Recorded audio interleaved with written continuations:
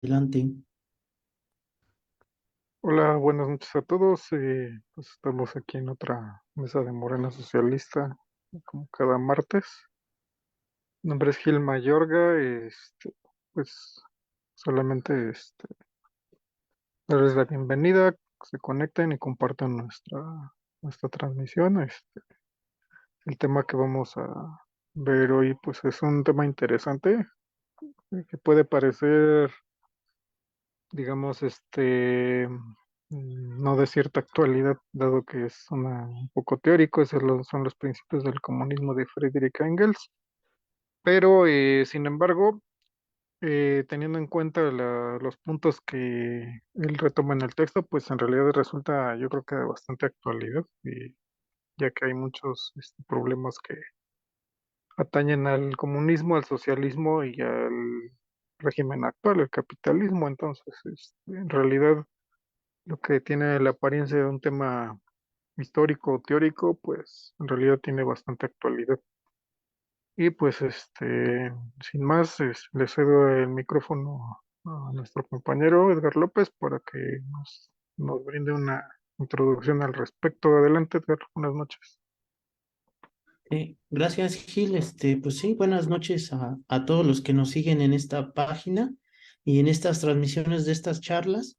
El día de hoy vamos a discutir un documento que es de los documentos más básicos del marxismo, pero que sigue teniendo pues una importancia teórica y de cuestión práctica en la actualidad, ya que si bien a cada rato todo el mundo dice que el comunismo esto, el comunismo aquello, pero pues nadie te explica qué es el comunismo, ¿no? Como que cada quien entiende el comunismo a su manera, pero sobre todo la burguesía sí tiene claro en estar distorsionando o atacando las bases del socialismo y del comunismo en general.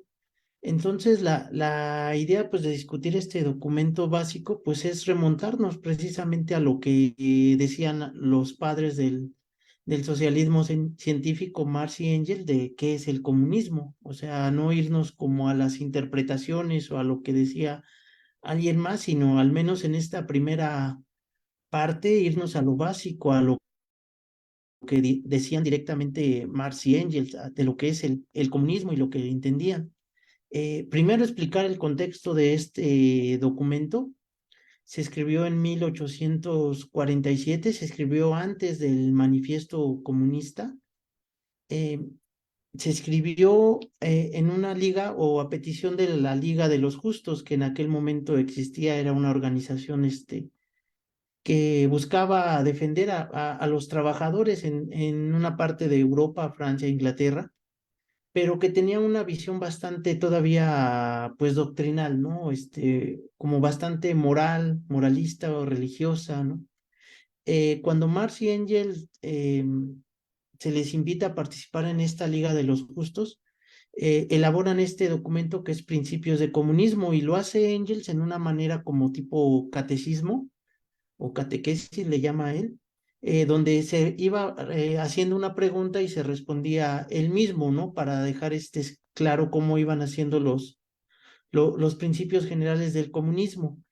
Sin embargo, ya cuando ellos entran a esta Liga de los Justos y logran tener influencia, pues cambian el nombre, de hecho, ya pasa a ser la Liga no de los Justos, sino la Liga de los Comunistas y ya adquiere un carácter más científico, más serio, y ellos deciden ya lanzar lo que sería el manifiesto comunista, pero se apoyan mucho de este documento de principios de comunismo, que sin duda sigue siendo de vital importancia y a nosotros nos parecería muy importante porque muchos compañeros, ¿no? O incluso dentro de la propia izquierda, pues también distorsionan la cuestión del comunismo. Entonces, ¿cómo empieza este documento?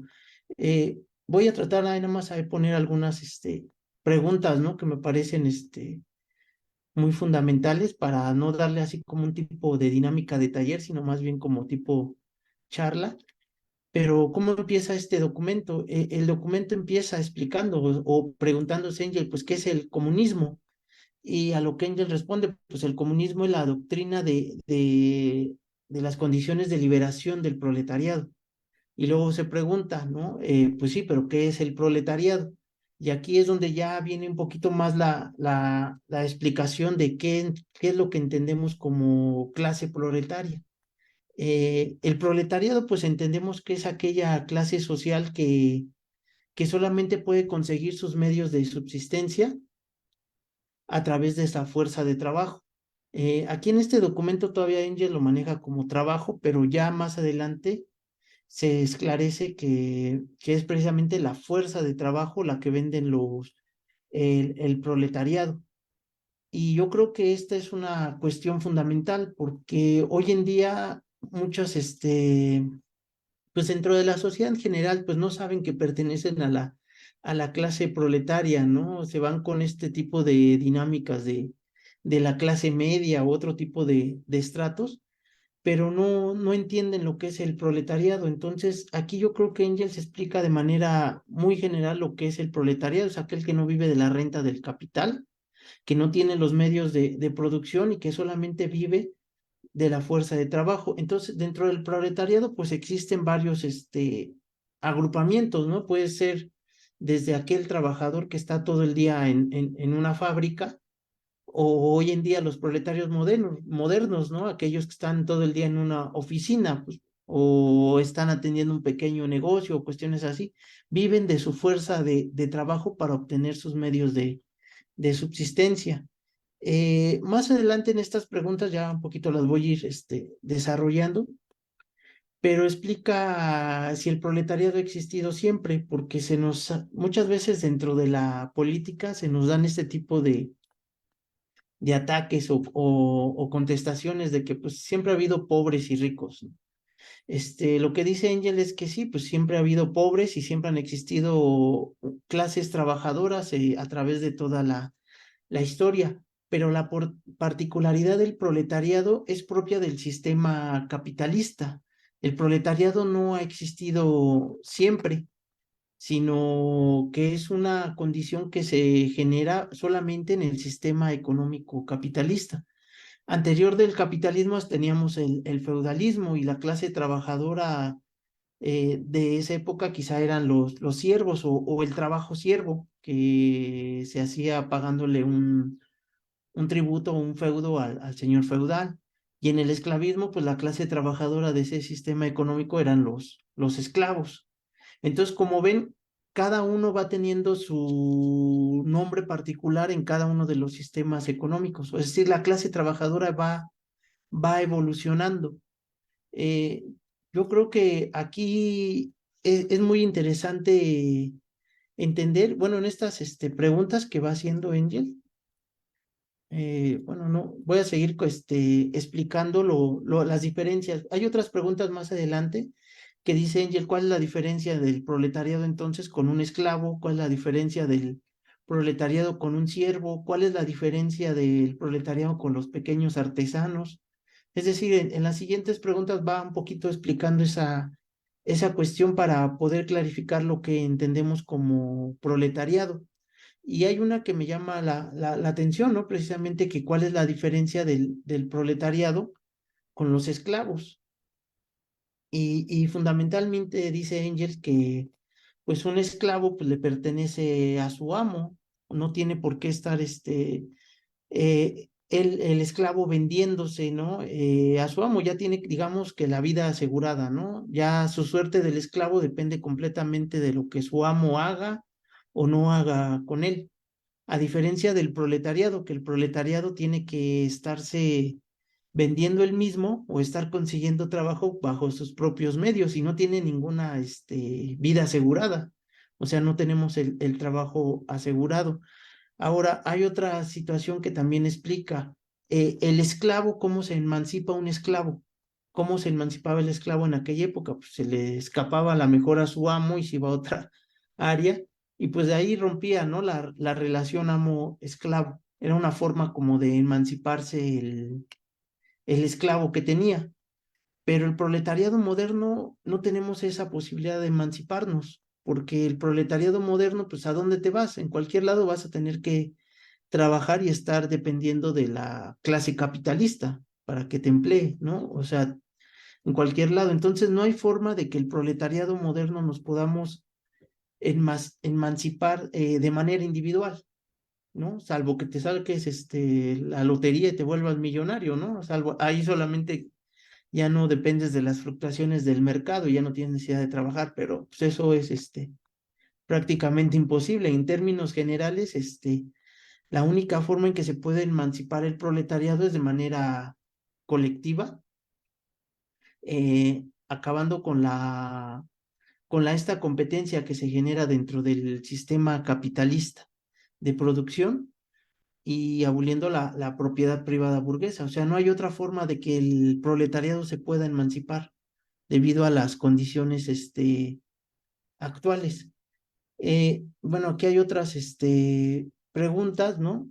Y pues en términos generales nos dice cómo se realiza precisamente la venta de la fuerza de trabajo del proletariado de los burgueses, que son cuestiones que ya hemos abordado bastante en cuestión de economía política, pero en términos generales lo explica aquí, que la fuerza de trabajo es otra mercancía, como cualquier otra mercancía se intercambia o su precio se determina a través de las leyes de la oferta y la demanda. Entonces, mientras que la fuerza de trabajo esté sujeta a estas leyes de la oferta y la demanda, pues va a haber ramas económicas donde obreros a lo mejor o proletariados tengan un buen salario y hay otros que de plano tengan muy bajo salario o condiciones muy pobres. O sea, se va a generar una desigualdad económica. Y esta desigualdad económica le afecta en su conjunto a la clase proletaria, lo hace someterse a la clase burguesa, ¿no? Y es algo que pasa muy recurrente, ¿no? Por ejemplo, abaratan el salario con esto la clase burguesa, al haber muchos proletarios que necesitan trabajar.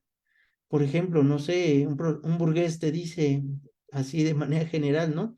Te pago un sueldo de 500 pesos por toda tu semana, ¿no? De trabajo, ¿no? Y a lo mejor un proletario dice, bueno, 500 a mí no me alcanza, ¿no? Yo estoy acostumbrado a ganar un poco más, pero sin embargo, a lo mejor hay otros obreros que sí de plano están todavía más amolados económicamente y pues se ven a la necesidad de ganar pues agarrar lo que encuentren, ¿no? De sueldo. Y entonces esto hace que abaraten los salarios y los sueldos de los trabajadores.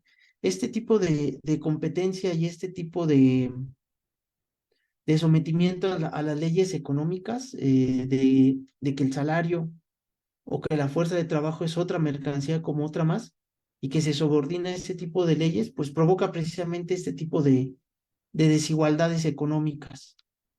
Entonces, pues aquí en términos generales, Engels explica muy bien la condición del proletariado, explica en términos generales lo que entendemos como proletario, eh, y explica de manera general, pues, cuáles son las condiciones para emancipar a este proletariado, porque aquí un poquito más adelante ya nos explica qué ocurre, ¿no? O sea, qué ocurre o por qué queremos emancipar al proletariado, por qué no continuamos la sociedad como está, ¿no? Total, a algunos les va bien, a algunos les va mal, pero ¿por qué sí buscar la emancipación general, ¿no? De esta clase social?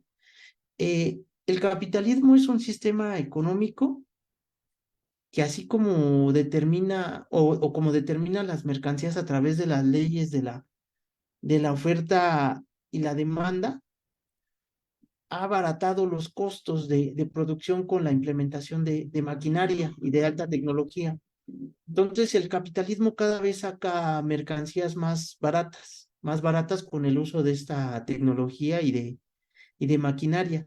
Al sacar mercancías más baratas, pues abarata completamente las condiciones de vida de muchísimos trabajadores. Muchos pues pierden sus negocios, sus pequeños empleos. Muchos pues ven reducidos sus salarios. Y esta situación provoca, pues en general, que el proletariado sea el que más se ve afectado de este tipo de ciclos económicos del capitalismo. Entonces, de vez en cuando el capitalismo tiene crisis comerciales, hay boom económico y hay crisis o recesiones económicas. Esto es algo que es inherente al capitalismo. No lo podemos erradicar dentro del capitalismo a menos que erradiques completamente al capitalismo. Entonces, estas crisis comerciales se van a dar cada 5 o 7 años, es algo inevitable. Y en el periodo de Marx y Engels, o en la época que les tocó a ellos, pues a lo mejor eran crisis muy, muy locales, ¿no? Pero hoy en día son crisis mundiales, que ya de plano una crisis mundial, pues, o crisis en algún sector o una rama económica en Estados Unidos o China, pues te causa una crisis comercial en todo el mundo. O sea, porque el mismo capitalismo se ha expandido y se ha relacionado, pues, de una manera tan fuerte entre los distintos países que ya todos dependen de los demás países. Y entonces algo que ocurre en China, en Estados Unidos, en Europa, afecta a los demás países. Entonces, este tipo de crisis, pues cada vez se hacen más violentas, más globalizadas, y pues afectan más a las condiciones económicas del proletariado, al grado que no solamente pone en riesgo al proletariado, sino pone en riesgo a toda la humanidad. Entonces, esto digamos que son los riesgos de no emancipar solamente al proletariado, sino debemos de erradicar completamente las bases económicas del capitalismo porque están poniendo en riesgo pues a la humanidad misma. Entonces, digamos que estas son, así en términos generales, uno, lo que es el proletariado, cómo se emancipa el proletariado, las consecuencias del capitalismo y todas las condiciones que está generando. Ahora, una vez que se busque, pues, emancipar el proletariado y destruir, las bases económicas del capitalismo, pues qué tipo de orden social vamos a instaurar, ¿no? O sea, actualmente los medios de producción están a manos de la propiedad privada burguesa, los burgueses son los dueños y ellos finalmente son los que deciden económicamente el destino pues de millones de personas. Una nueva sociedad sería lo contrario, en vez de que unos cuantos individuos decidan el destino económico de todos, pues sería lo contrario, que los millones de pues habitantes o miembros de la sociedad decidamos nuestros propios destinos y para eso necesitamos tener el poder económico. Entonces, la disyuntiva entre el capitalismo y el socialismo, pues básicamente es la disyuntiva entre elegir la propiedad privada para beneficiar a unos cuantos o la propiedad colectiva para beneficiar al conjunto de la sociedad. O sea, son dos caminos, no puedes elegir un término medio o los medios de producción están en manos privadas o los medios de producción están en manos de toda la sociedad. Entonces, esas son las dos disyuntivas que se abren, ¿no? De cómo debe ser este nuevo orden social. Aquí, a ver, déjame ver si no me la pasé, pero había esta pregunta que me parece muy, muy, muy interesante. ¿Cómo debe ser este nuevo orden social? Pues de primera instancia debe ser un orden democrático. Y aquí, bueno, aquí lo que dice, ¿no? Un orden democrático y directa o indirectamente la dominación política del proletariado. Porque muchas veces la democracia burguesa nos dice, ¿no? Que son comunistas, son dictadores, pero eso es completamente falso. De hecho, el comunismo lo que busca es que exista un verdadero régimen democrático. Dentro del capitalismo existen dos tipos de democracia, la democracia burguesa y la democracia proletaria. La democracia burguesa, pues es el régimen parlamentario en el que nos mantenemos, donde aparentemente todos somos libres de decir lo que queramos, a la hora que queramos, donde queramos, cuando queramos. Esa es fuertemente la libertad, ¿no? De la democracia, dentro de la democracia burguesa. Pero al final, los que deciden realmente el destino económico, pues es la burguesía. Y la burguesía no está sometida a ningún régimen democrático. Ni siquiera el parlamentarismo burgués toca realmente o decide sobre temas económicos. Quizá lo regula el gobierno y pone ciertas regulaciones, pero no hay un control económico. Entonces, lo que se busca es precisamente que la mayoría de la población pues realmente tome el control democrático de las palancas económicas de la sociedad.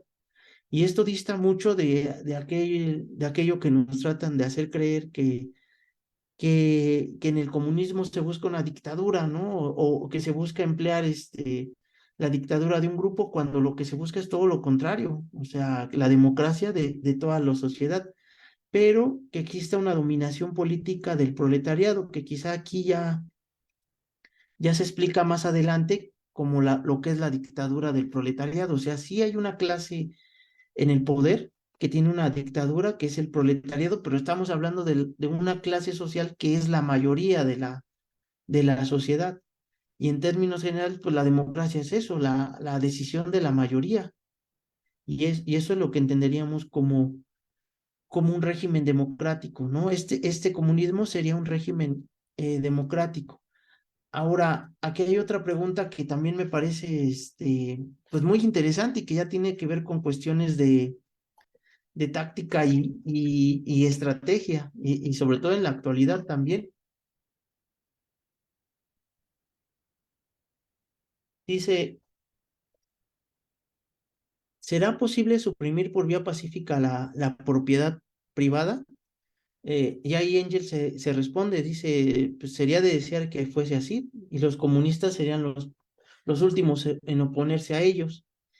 Lo que dice Engels es que, pues obviamente nosotros queremos la vía pacífica de cualquier tipo de revolución. Si queremos evitar la violencia, pues cualquier persona consciente o razonable, pues prefiere una vía pacífica antes de la violencia. Tendrías que estar muy, muy, muy loco, ¿no? O muy irracional para entrar en términos de violencia.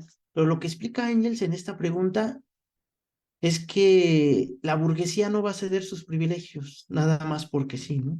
Y de hecho hay muchos ejemplos en la historia reciente de revoluciones, donde incluso hay regímenes democráticos, pero son saboteados porque la burguesía no está dispuesta a ceder sus privilegios, ¿no?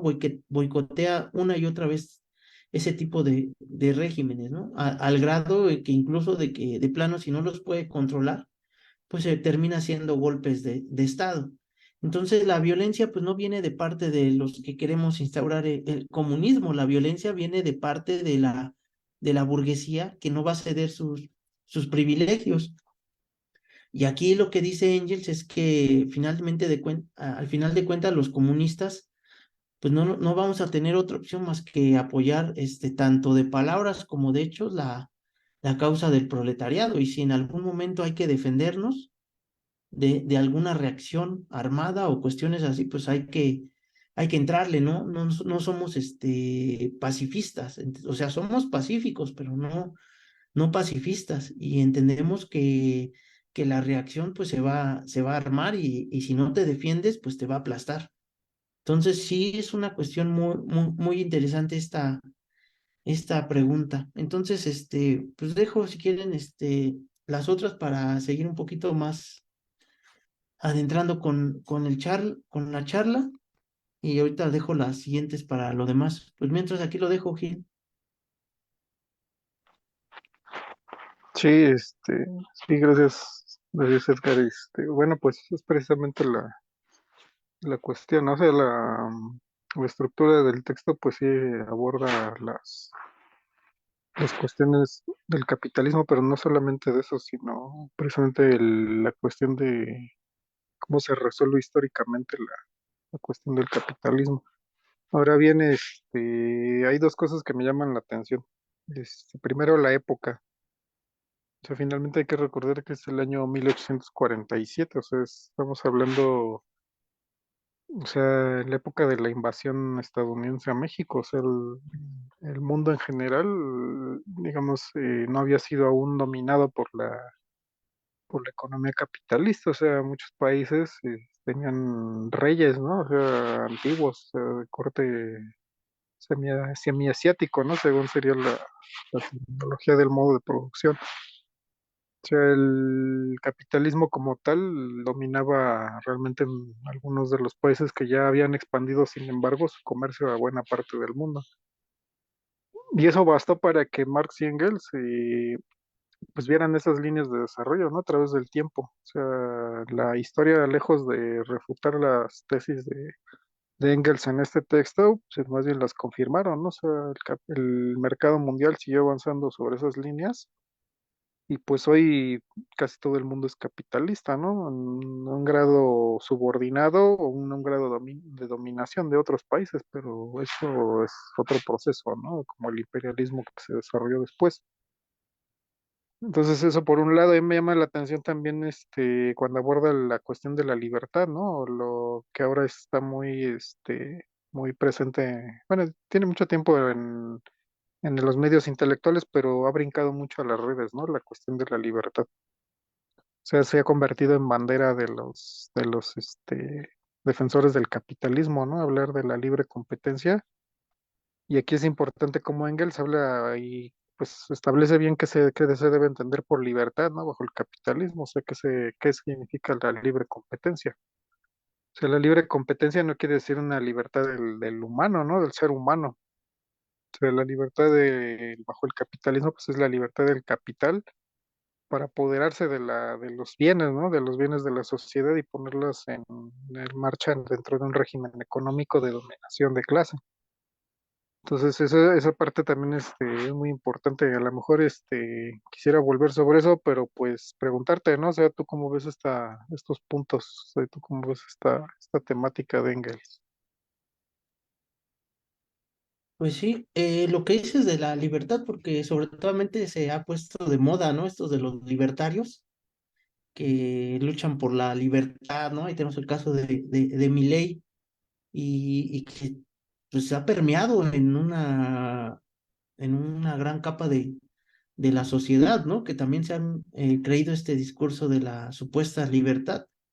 Pero pues la libertad dentro del capitalismo, pues ya lo hemos entendido, o sea, todo mundo es libre de ir a Francia, pero pues no todos podemos ir, ¿no? Simplemente los que tengan cierto nivel económico, pues pueden ir, o los que tengan ya cierta cuestión de dinero, pues vas a poder ir, de lo contrario, no eres libre, o sea, y así yo creo que se maneja el capitalismo en todas sus etapas, no somos libres dentro del capitalismo y no podemos ser libres a menos que se destruya el capitalismo. Cuando ya no tengamos esa obligación de estarnos vendiendo, o vendiendo nuestra fuerza de trabajo, pues entonces ahí sí estaremos hablando de una libertad, porque dentro del capitalismo el proletariado está esclavizado a trabajar por muchas horas en sus jornadas laborales, esclavizados a pagar deudas, esclavizados eh, en los trayectos para regresar a sus casas. Eso es una cierta esclavización, pero obviamente no existe la libertad. Entonces, sí, lo que ellos predican no es la libertad del individuo, porque nada de esto lo predica. Ellos lo que predican es la libertad del capitalismo para seguir aplastando a los trabajadores. Entonces, este tipo de discursos falsos de los libertarios, es increíble que hoy en día la gente, ¿no? Se los esté creyendo. Y como ya se explicaba, o sea, no nos vamos a poder liberar de manera individual, sino solamente de manera colectiva. O sea, eso es, yo creo que es una de las características que hace el proletariado dentro del sistema económico moderno, como ya lo comentaba Engels, o sea, o se comentó aquí, la diferencia, por ejemplo, de un proletario y un esclavo. Para que el esclavo terminara con esas relaciones esclavistas con su amo, pues bastaba con que se escapara, ¿no? De su amo y si ya no lo encontraban, pues ya la hizo, ¿no?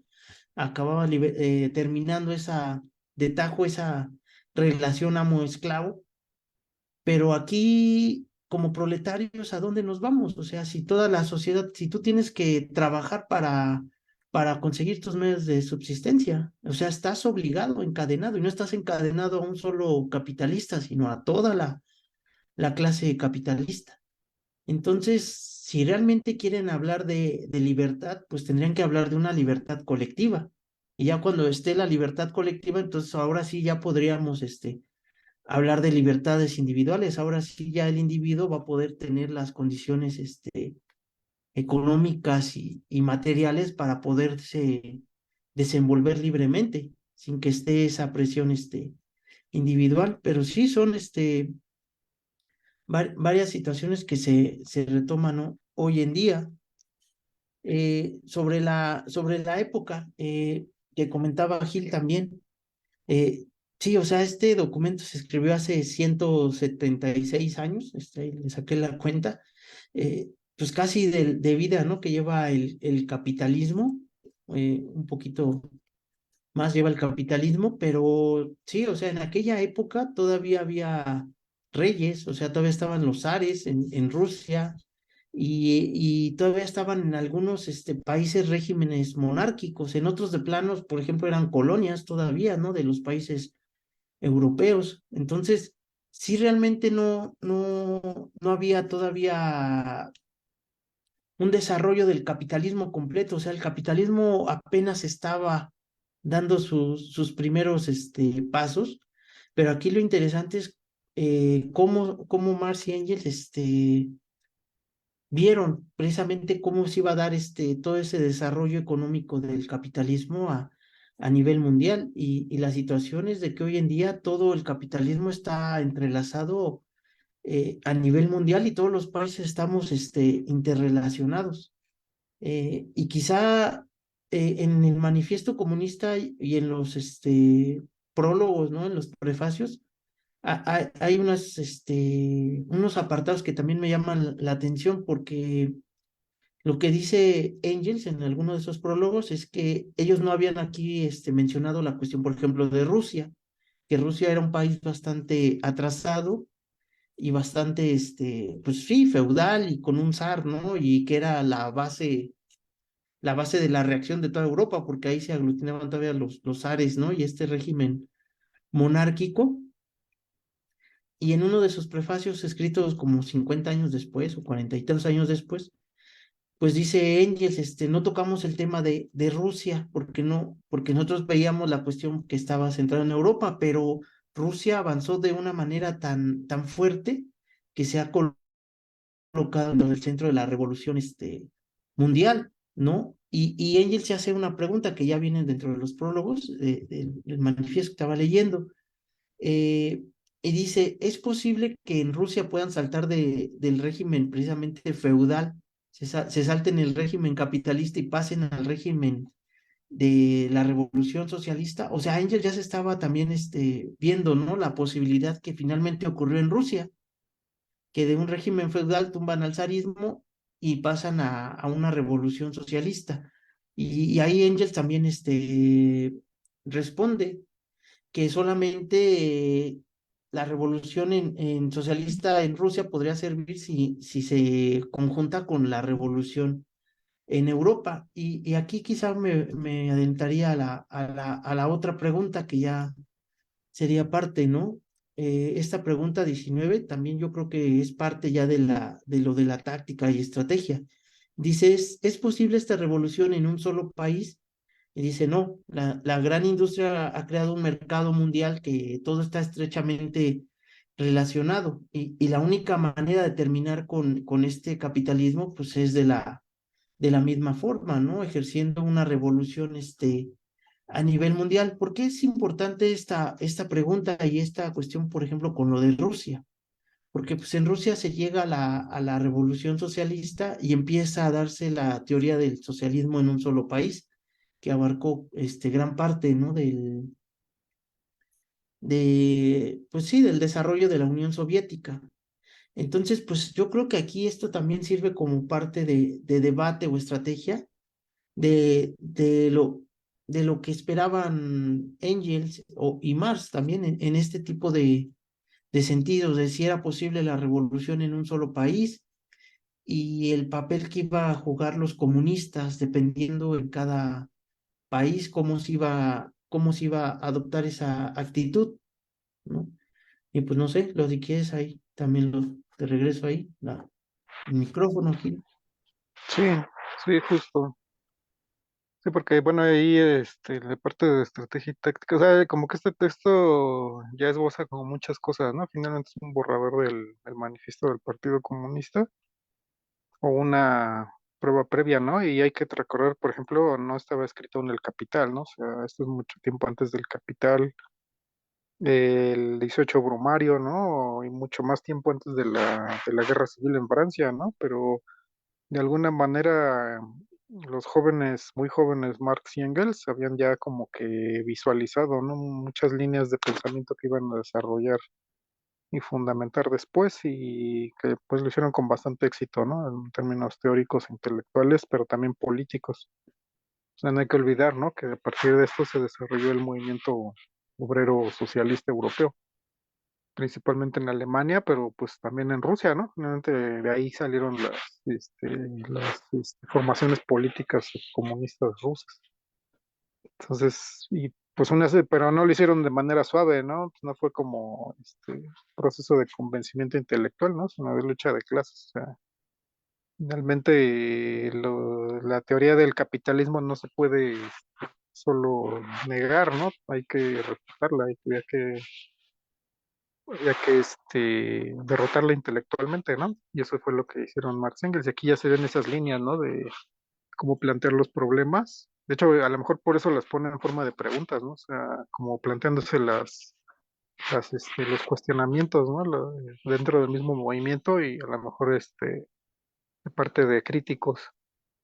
Entonces, y en la estrategia y la táctica, pues está esa parte, ¿no? O sea, digo, hay algunas medidas, pues no son más que, digamos, esa parte de ilustrar, ¿no? Ilustrar de qué manera o qué tipo de proceso sería. O sea, no está como todavía esbozada de manera completa la dictadura del proletariado, pero sí se plantea que es precisamente el poder, ¿no? De la sociedad organizada, ¿no? Es lo que menciona Engels y que pues precisamente eso es, la liberación viene del proletariado, ¿no? Ya está en ciernes toda esa parte, de que pues es la liberación del proletariado solo puede ocurrir con la liberación el cambio del modo de producción, ¿no? O sea, la destrucción del orden capitalista, o sea, ya eso ya es pues bastante patente, o sea, no se puede obviar la cuestión, ¿no? O sea, el proletario no es un esclavo en el sentido antiguo, ¿no? O sea, en el sentido históricamente antiguo de que su liberación, como me habías mencionado, pues no es una liberación individual, ni siquiera de grupo, ¿no? Sino que es la liberación del proletario, pues es la liberación de toda la sociedad del yugo capitalista. Entonces, como que ya están esos lineamientos estratégicos, ¿no? Si bien la parte táctica, pues todavía tiene que esperar, ¿no?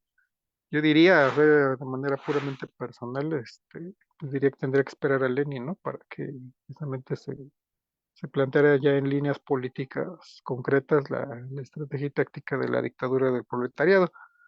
Pero también eso no habla mal de Marx y Engels, ¿no? Al contrario, porque ellos, finalmente ellos lo decían, ¿no? Explícitamente, que ellos no tenían, no querían a echar fórmulas, ¿no? O sea, no querían ahí, arrojar fórmulas que después se siguieran de manera doctrinaria, ¿no? O sea, como que establecer principios que después se convirtieran en dogmas, ¿no? Ellos eran 100% antidogmáticos y que precisamente las soluciones en su momento pues las daría la lucha de clases, ¿no? Eso parece que lo mencionan en alguna de las preguntas, que es, pues esa es esta parte, ¿no? Esa parte de la lucha, pues o sea, no puede imponérsele, ¿no? A la lucha proletaria un molde, sino que pues eso tiene que responder, ¿no? A la situación concreta. Pero bueno, eso es como otra parte. Entonces, ¿tú qué más, cómo ves, qué nos podrías comentar sobre esta parte ahora de la estrategia y la táctica de la lucha proletaria, según Engels? Pues sí, sobre todo lo que mencionas de la época en la que ellos estaban y de cómo el comunismo se iba abriendo paso. O sea, este comunismo científico, a pesar de que ellos fueron los padres, ¿no? Del comunismo científico y del socialismo, científico, pues no eran movimientos de masas todavía con Marx y Engels, ¿no? De hecho eran muy, minoritarios, o sea, la internacional comunista era muy pequeña y de hecho la internacional comunista pues ya se divide ya cuando se da la primera división entre Bakunin, ¿no? Y los marxistas, a partir de ahí se les empezó a denominar marxistas, ¿no? De manera como peyorativa, precisamente por la división de Marx y Bakunin en la primera internacional. Y no era una organización de masas, a pesar de que se constituía como una internacional de los trabajadores, todavía no aglutinaba a los trabajadores a nivel mundial, o sea, los trabajadores todavía estaban en algún otro tipo de movimiento, aquí ya lo menciona, por ejemplo, en Inglaterra estaban en el movimiento cartista, ¿no? Que era más o menos como de tipo sindicalista, tipo apoyar a los trabajadores, todavía estaba en ese tipo de movimientos. Entonces, pues sí jugaban un papel muy pequeño. La Comuna de París, hay que recordarla, que también, aunque estaba Marx y Engels en vida, pues ellos no pudieron tener mucha influencia en la Comuna de París. De hecho, lo que ellos hacen, Marx y Engels, es aprender de la Comuna de París, de lo que hicieron los comuneros, ¿no? O sea, en la Comuna de París y hacer las lecciones de la crítica de la dirección que hubo en la Comuna de París, porque finalmente la Comuna de París estaba muy influenciada por el movimiento anarquista, por el movimiento, por ejemplo, de Proudhon, ¿no? En Francia, los proudhonistas, los blanquistas. Entonces, incluso yo creo que durante este periodo, pues sí, a ellos les tocó una tarea de estarse en minoría, ¿no? Dentro de los movimientos proletarios a nivel mundial. Pues era una minoría. Y por eso sacan esta pregunta, que es la última, que ya va más enfocada a las cuestiones de táctica, de cuál es la actitud de los comunistas hacia los demás partidos políticos de la época. Y pues ya se menciona, en Inglaterra pues estaba el movimiento cartista, que era un movimiento fuerte, pues ahí los comunistas apoyaban a este movimiento cartista porque pues ayudaba de cierta forma, tenía reivindicaciones que favorecían a la clase trabajadora, pero siempre mantenían su propio programa. En algunos otros lugares, pues de plano ni siquiera había regímenes parlamentarios ni partidos políticos, de plano había reyes y monarcas, ¿no? O monarquías todavía. Entonces, en cada país, pues iba adaptando una táctica que siempre era la de apoyar al proletariado o lo que beneficiara más al proletariado en su conjunto. Entonces, pues sí es interesante. Ya después, pues ya viene Lenin y ya viene pues el aterrizar las ideas de Marx y de Engels. Y quizá ya viene también la internacional socialista, que se conocería como la segunda internacional, en este intento por aglutinar a los partidos socialistas, pero pues ya la Internacional Socialista sí ya fue una organización de masas y que sí ya tuvo diputados socialistas, sí ya tuvo personas al interior de los parlamentos a nivel mundial. Y de hecho a Engels apenas le tocó la formación de la Internacional Socialista, o sea, cuando él fallece apenas estaba ahí como que analizando la Internacional Socialista y ya había entrado en choques, ¿no? Con los dirigentes de la Internacional Socialista. Que de hecho aquí hay una pregunta, ¿no? Que dentro de principios de comunismo, que Engels menciona la diferencia entre comunistas y socialistas. ¿Cuál es la diferencia fundamental entre comunistas y socialistas?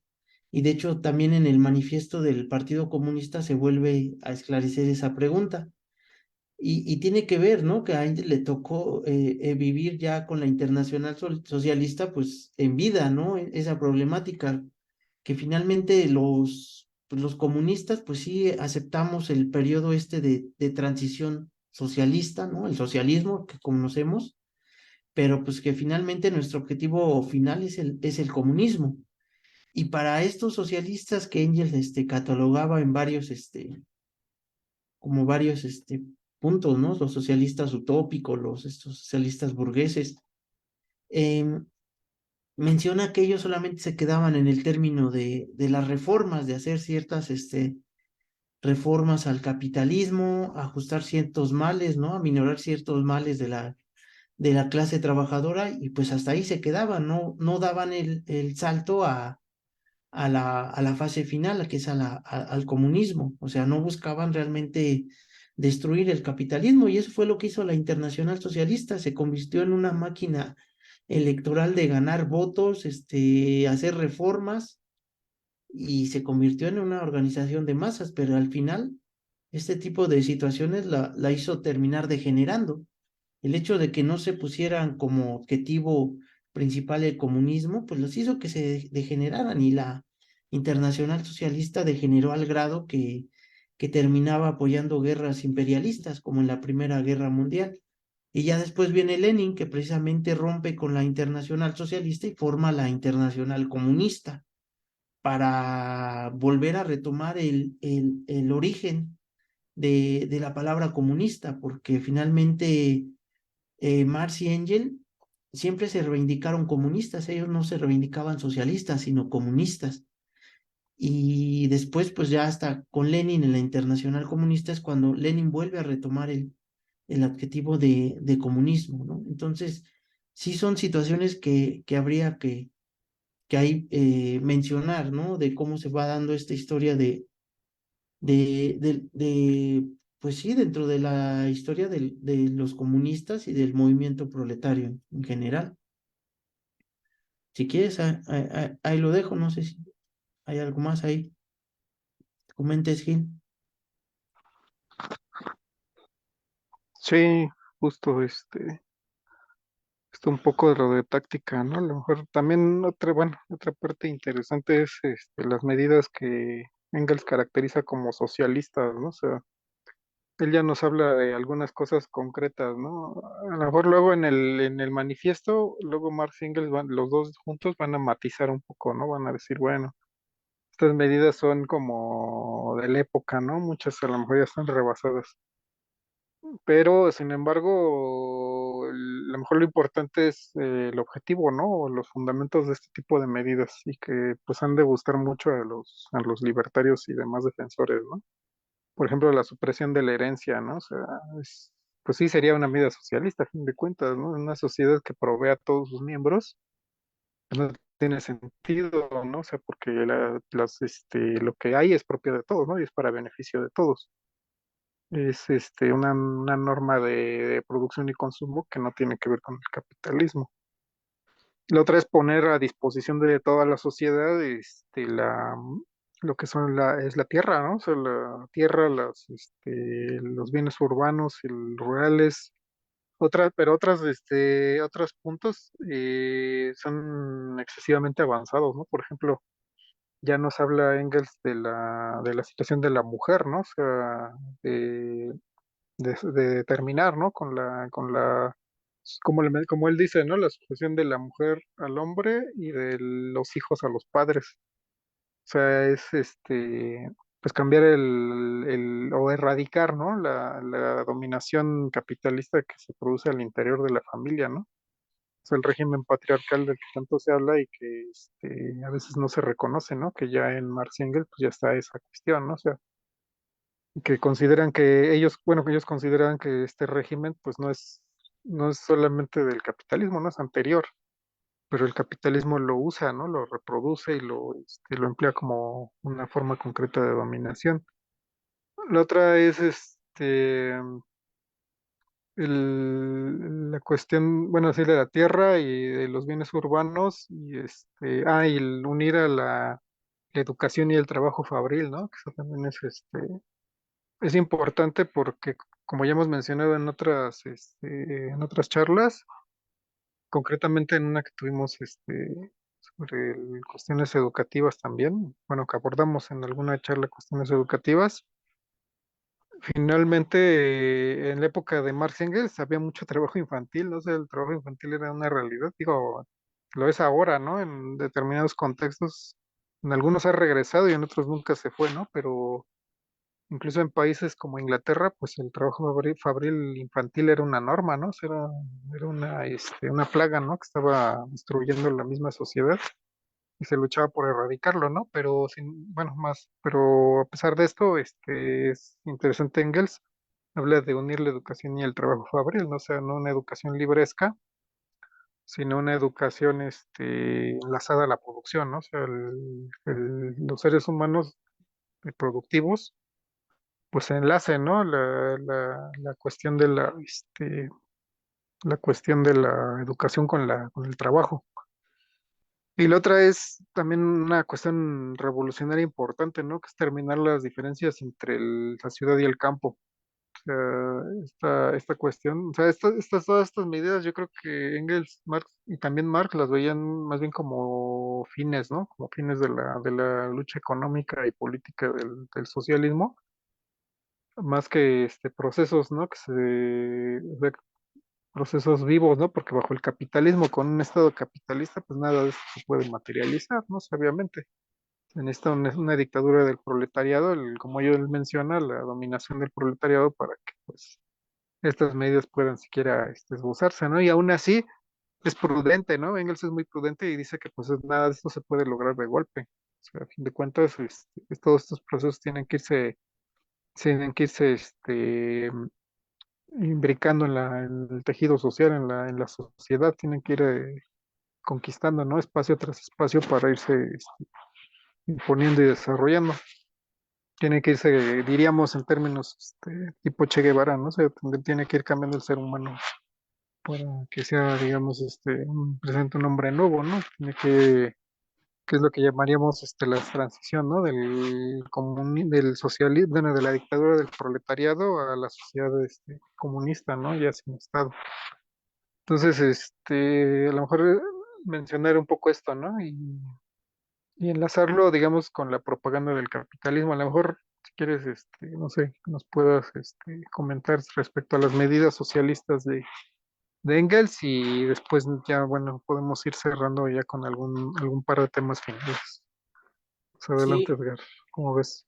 sí, pues ya que mencionas este tipo de medidas, como dices, algunas a lo mejor tienen su particularidad en la época, ¿no? Por ejemplo, esta de la restricción de ¿qué? Un alto impuesto a las herencias, ¿no? Y la abolición del derecho de la herencia en las líneas laterales. No sé, a lo mejor en aquella época era muy necesario, pero a lo mejor hoy en día es algo de lo que se puede quizá omitir y no pasaría gran cosa, ¿no? O sea, pero lo que sí va marcando cierto impuesto a la herencia, porque de ahí se había, mantienen, ¿no? Sus privilegios las clases sociales. Pero a lo mejor aquí hay otras que a lo mejor no se pueden omitir, por ejemplo, esta de las 6 que dice, centralización de los créditos y la banca en las manos del Estado a través del Banco Nacional, con capital del Estado y cierre de todos los bancos privados. O sea, esta es una medida que hoy en día es pues fundamental, de lo cual no puedes omitir, o sea, de lo que es necesario llevar a cabo. O sea, si no hay una centralización de la economía en un banco del Estado y que este banco del Estado tenga una perspectiva social, pues no puedes impulsar el desarrollo de ninguna economía social. O sea, finalmente los bancos que están hoy en día son bancos privados, no son bancos ni siquiera nacionales, ¿no? Son bancos transnacionales eh, y ya evolucionaron, ¿no? En otra etapa, ya lo mencionó Lenin, o sea, ya ni siquiera solamente es la banca, ¿no? Sino ya está fusionado con las empresas monopólicas, mundiales y generaron lo que es el capital financiero, o sea, ya están en un nivel, monstruo, ¿no? O sea, con esto del Fondo Monetario Internacional, el Banco Mundial. Entonces, sí es algo muy complicado porque ya no responden a intereses ni siquiera de nacionales o de un país, ¿no? Para un desarrollo económico local, sino que están subordinados a una dinámica global.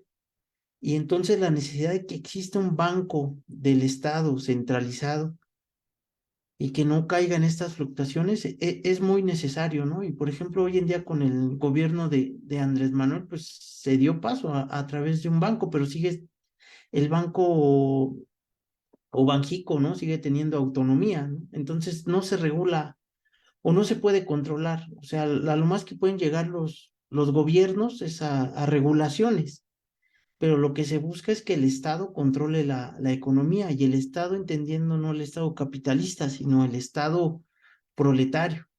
Entonces sí son interesantes, ¿no? Todas este tipo de medidas que son necesarias y que te va explicando cómo se va dando. Aquí hay otra, por ejemplo, esta la 10 que dice destrucción de todas las casas y barrios insalubres y mal construidos.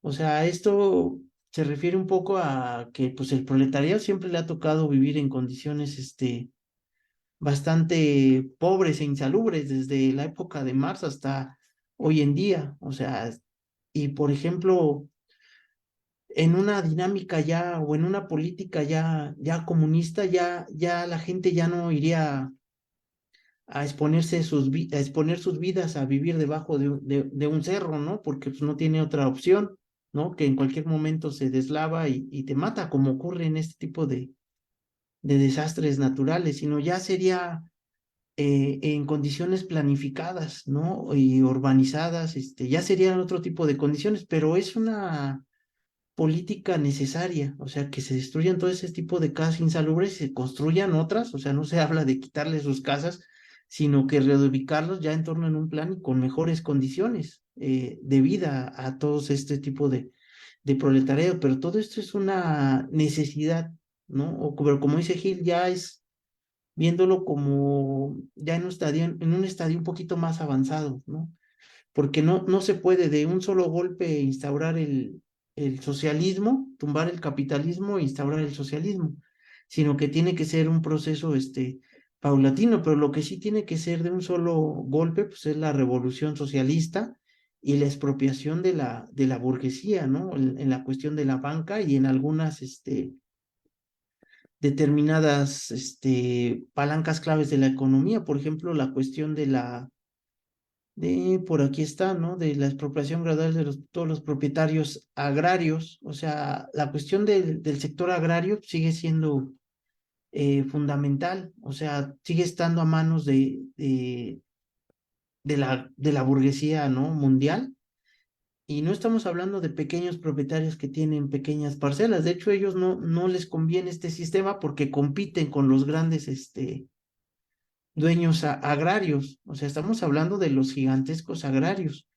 Y esa expropiación sí es muy necesaria para poder realmente distribuir el trabajo en la zona agraria. O sea, esto es fundamental, de lo cual pues ahí viene toda la comida. O sea, si no haces esto como medida fundamental, no vas a poder desarrollar la economía. Y por ejemplo, el caso de economías como la de nosotros, ¿no? La mexicana, que todo nuestro sector agrario está subordinado al mercado mundial y a las empresas mundiales, pues se tiene que hacer. No lo vas a poder hacer si no haces un plan de expropiación, ¿no? Pues aquí lo dice, todavía lo maneja como expropiación gradual, ¿no? De los propietarios sagrados.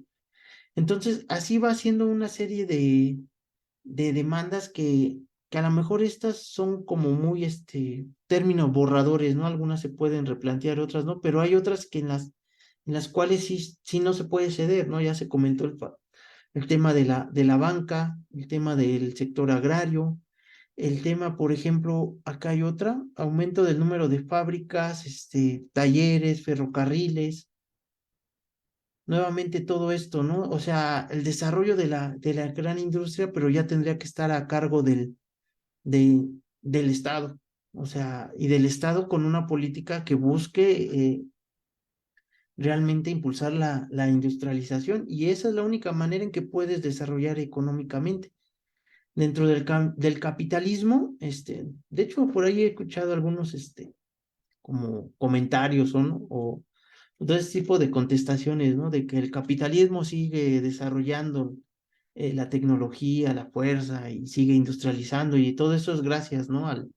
Al capitalismo, pues sí, el capitalismo todavía sigue desarrollando algunas ramas, no se dice que esté estancado completamente, ¿no? Hay ciertos, sectores que va a seguir desarrollando, pero aquí lo que provoca el capitalismo es una desigualdad económica, ¿no? Debido a que se sujeta a ese tipo de relaciones de las leyes de la oferta y la demanda, ¿no? Y para determinar el precio. Entonces, ese tipo de competencia económica sigue causando desigualdad económica y en algunos sectores, pues a lo mejor estarán muy bien pagados, vivirán con todas las comunidades, pero en algunos otros sectores habrá una gran descomposición social y al final de cuentas eso afecta a toda la sociedad en su conjunto. Entonces, no hay manera de salvarte, ¿no? Y sobre todo a la gran mayoría de la sociedad. Entonces, pues sí, qué interesante, ¿no? Este tipo de situaciones que comenta Engels y pues no sé, para mí se me hace que es un documento bastante avanzado, pero que te muestra la fuerza o la superioridad del método del materialismo histórico, ¿no? Si utilizas un método científico y un método, como el materialismo histórico, pues vas a tener este tipo de análisis. Si utilizas, te basas en prejuicios, en subjetivismo, pues terminarán, pasando, ¿no? Con el tiempo y no servirán de nada. Entonces yo creo que eso también demuestra el poder del materialismo histórico y del método científico que utilizó Marx y Engels. Así que es ahí. Lo dejo, no sé, Gil, si hay algo más. Sí, justo bueno, podemos ir recapitulando. A lo mejor como para hacer un poco el cierre de toda la cuestión de este texto en particular, de la obra de Marx y Engels en general, es ¿por qué Engels hoy, ¿no? O por qué Engels ahorita? Haz de cuenta en este momento. O sea, el marxismo clásico, Marx y Engels en concreto, pues fueron muy poco conocidos en México en su momento, ¿no? O sea, la obra, en el momento en que ese libro, bueno, este texto se escribía, incluso publicado el manifiesto y el desarrollado de la obra, en realidad, por ejemplo, en nuestro país, como en buena parte del mundo en realidad, pues la obra de Marx y Engels era poco conocida, ¿no? No se publicaba ni siquiera en los círculos, ¿no? De izquierda, digamos que prácticamente no existía, ¿no? O sea, hay que recordar que la izquierda en México en esa época, pues quiénes eran, ¿no? Eran, por ejemplo, Valentín Gómez Farías y los liberales, ¿no? Que de hecho ellos no eran anticapitalistas, ¿no? Más bien al contrario, ¿no? México, ellos buscaban un desarrollo nacional pues impulsando formas de explotación capitalista, ¿no? Liberar la tierra de las manos de la iglesia y de los terratenientes, pero también de las comunidades indígenas, ¿no? O sea, digamos, la izquierda en México era liberal y lo fue durante mucho tiempo, ¿no? Prácticamente todo el siglo XIX, bueno, aparte, después de la independencia hasta el porfiriato, pues el movimiento dominante fue liberal, ¿no? Ya fuera de izquierda o de derecha, y el movimiento de derecha era más bien conservador, ¿no? Era más bien por terrateniente, eclesial, etcétera. Y los pocos socialistas que había, pues eran más como del tipo anarquista, ¿no? Eran, digamos, el movimiento obrero que se orientaba hacia ideas más de corte socialista y anarquista, pues era, si no inexistente, pues sí, tenía una idea no muy clara, ¿no? Siempre, y tenía una idea ciertamente no marxista. Realmente el marxismo clásico pues se conoce en México a partir del siglo XX y ya entrada en la revolución soviética. De ahí en adelante pues sí tuvo cierto impulso, o sea, tenemos que recordar, ¿no? O sea, por ejemplo, el impulso de difusión de obras marxistas en los años 40 en adelante, y pues hubo un momento grande, ¿no? En los 60, 70, a partir de los movimientos de liberación nacional del mundo, la Revolución Cubana, que tuvo un gran impacto en México, y algunos otros procesos en los setentas, ¿no? Pero pues después de la caída soviética como que ha entrado de nuevo, ¿no? En ese letargo o olvido, o pretendido, ¿no? Supuesto olvido de las ideas de Marx y Engels, cuando paradójicamente pues son más vigentes, ¿no? Porque pues finalmente el capitalismo pues está más descompuesto hoy, ¿no? O sea, su proceso de postración y descomposición más grande. Como tú mencionas, pues sí, ciertamente aún desarrolla ramas enteras de la economía, y es capaz aún de desarrollar ciertas tecnologías, el mercado mundial no se detiene, ¿no? No hay un retroceso, sino que de hecho se profundiza, pero eso no implica que no exista esa descomposición, ¿no? Se expresa de otras maneras, como guerras, violencia permanente, una descomposición social, la proliferación, ¿no? De la contaminación ambiental y pues sí, la descomposición incluso humana, ¿no? En términos biológicos, ecológicos,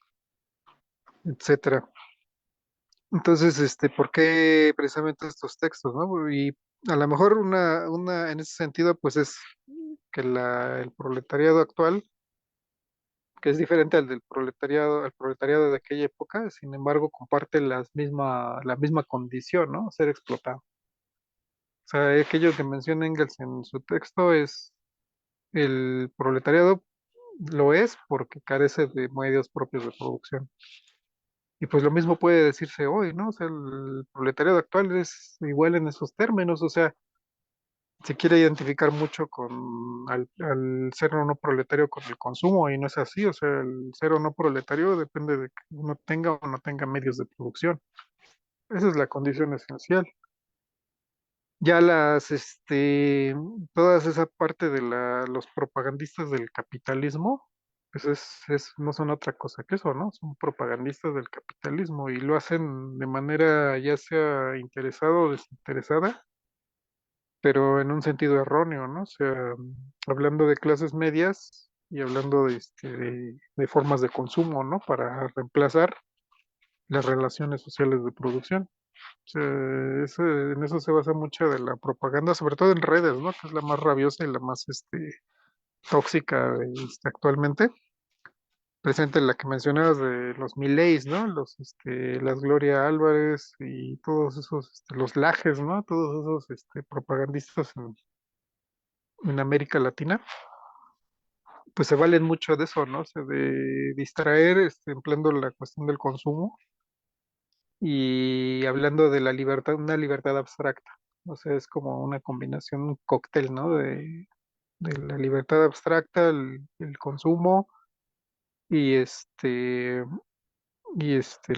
progreso, ¿no? Ellos hablan de un progreso, o sea, su propaganda habla de una libertad abstracta para todos, un consumo para aquellos que sean aptos y un progreso para la sociedad, pero en realidad acá no tardan en caer en lo contrario, ¿no? O sea, en la dominación política del capitalismo, de la clase capitalista sobre todo el orden social, o sea, acaban redundando ahí. Y es importante porque tan solo en este texto de Engels pues ya refuta todo eso, ¿no? O sea, yo creo que si llevamos pregunta por pregunta, pues van cayendo una tras otra las tesis de la propaganda capitalista, sea libertaria o liberal, ¿no? O sea, aquí no nos centraríamos en los libertarios, a lo mejor son como los más groseros, ¿no? A lo mejor también están por ahí los liberales, ¿no? Que son distintas formas y que ambos, sin embargo, bueno, sobre todo los libertarios más bien se acercan al fascismo, ¿no? O sea, al fascismo en términos políticos, históricos. Pero si vamos pregunta por pregunta, y en las obras de Marx y Engels, en los clásicos, pues, están buena parte de las refutaciones, ¿no? De estas tesis y principios de la propaganda del capitalismo. Yo creo que de ahí su importancia al momento actual. Y en este momento, digo, no nos quedaríamos en los clásicos, ¿no? O sea, no se trata tampoco solo de repetirlos, sino presente de analizarlos, ¿no? De responder con ellos en mano, pero sí, adaptándolos, ¿no? A la cuestión concreta de la lucha política hoy.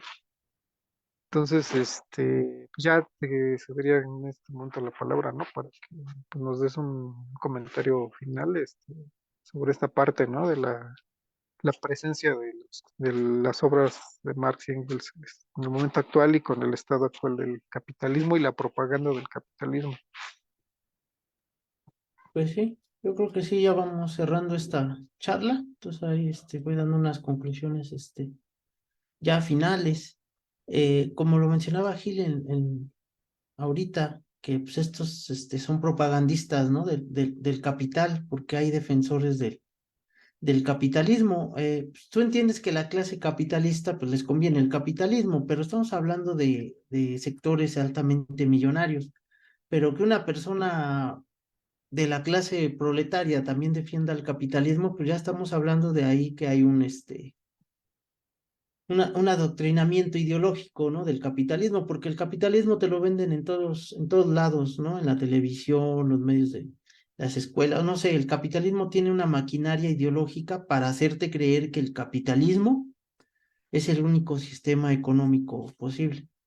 Entonces, de ahí que se lancen también muchos ataques al comunismo de personas de los burgueses como Salinas Pliego, pues entenderíamos, ¿no? Es lógico que odien al comunismo y defiendan el capitalismo, pero de otros sectores que son parte del proletariado, pues sí, sí es complicado porque les pegan, ¿no? Finalmente, este adoctrinamiento ideológico de defensa del capitalismo se creen, ¿no? Y el comunismo, pues no plantea nada de lo que se dice en sus ataques, o sea, el comunismo finalmente no te va a quitar tu casa, no te va a quitar tu carro, no te va a dejar en la miseria. Al contrario, el comunismo lo que te plantea es que la sociedad se eleve a otro nivel económico muchísimo más avanzado. Y ya hubo ejemplos en el caso de, de Rusia, ¿no? Que se explica pues pasó de un sistema feudal a un sistema económico que lo llevó a ser la primera potencia del mundo en poco tiempo. Y eso fue gracias a la economía planificada. Pero aún así eso todavía no era comunismo, o sea, apenas era una etapa muy pequeñita de lo que sería el comunismo, que era lo que realmente se planteaba Marx y Engels. Entonces, imagínense si eso apenas fue una pequeña muestra de lo que es el comunismo, pues ya estando en un sistema comunista, pues significa un desarrollo muy avanzado de la economía y de la tecnología, porque muchas veces se ataca, ¿no? Que prácticamente los comunistas queremos vivir como tipo aldeanos, ¿no? O retroceder en el tiempo, ¿no? Prácticamente, o también esta propaganda, ¿no? Religiosa que te mete estos tipos de paraísos, ¿no? Que viven todos como en una pradera, ¿no? Comen manzanas y viven armoniosamente con animales, ¿no? Tigres y koalas, ¿no? No, o sea, tampoco va a ser un paraíso así, o sea, va a ser un paraíso, pero económico desarrollado hasta su máxima potencia y la tecnología al servicio de toda la humanidad.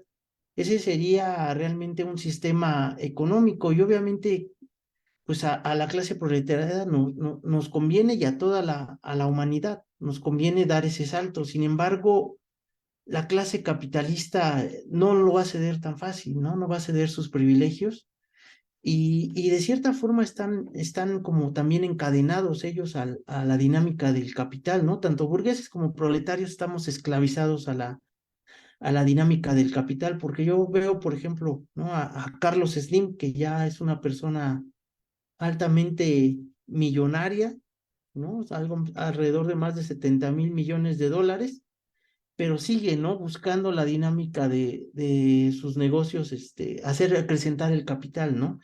Pues cualquier persona normal con esa fortuna, pues ya mejor se dedicaría a vivir la vida, ¿no?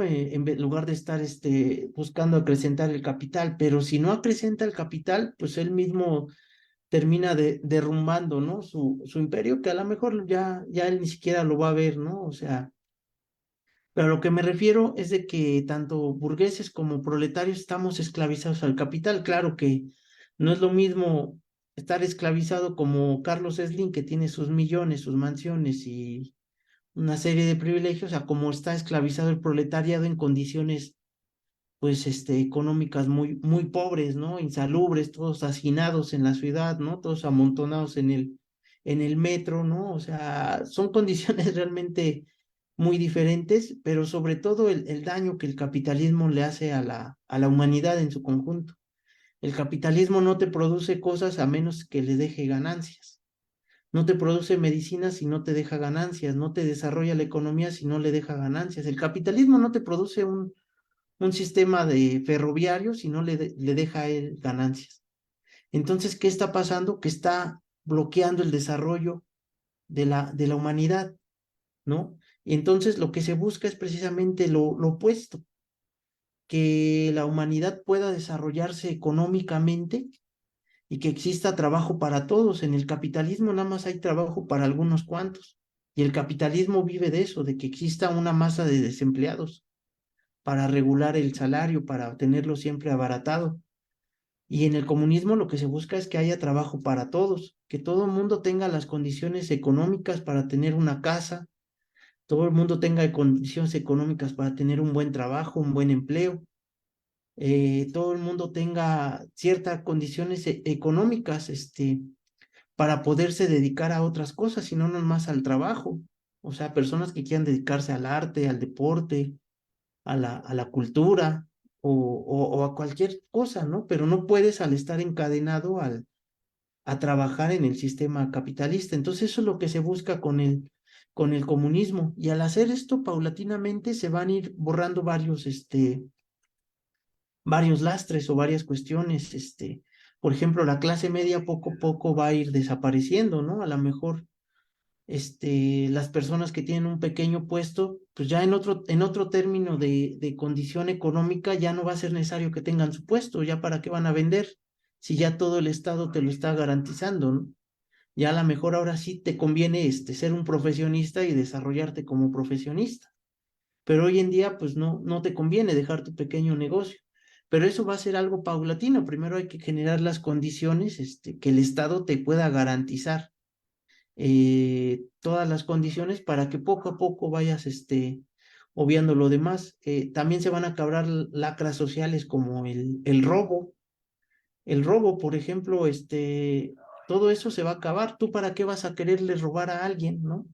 Si tú tienes todo para obtener lo mismo. O sea, ¿yo para qué le voy a querer robar el celular a otra persona?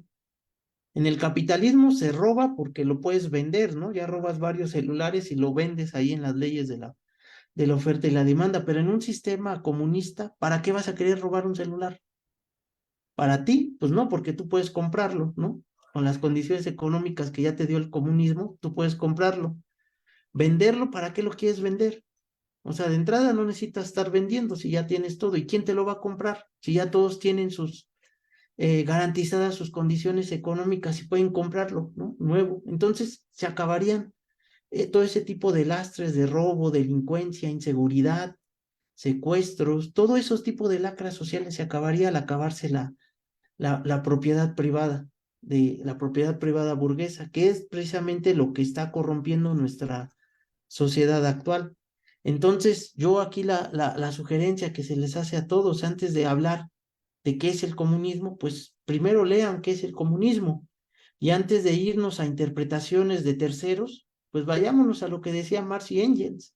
¿Qué decía Marx y Engels? Pues vayan directamente a sus documentos básicos, como uno de estos, principios del comunismo, y ahí vendrán varias, quizás respuestas muy generales, porque sí, todavía se puede abundar y se abunda, ¿no? La cuestión, por ejemplo, económica, pues ya están los tomos del Capital, 3 tomos del Capital, los Gurundis y varias cosas ahí que se pueden ahondar ya más concretas, pero en términos generales, este tipo de documentos te sirven para no caer en este tipo de propaganda capitalista de que el comunismo te va a quitar tu casa, nos va a meter en la miseria, te va a hacer más pobre.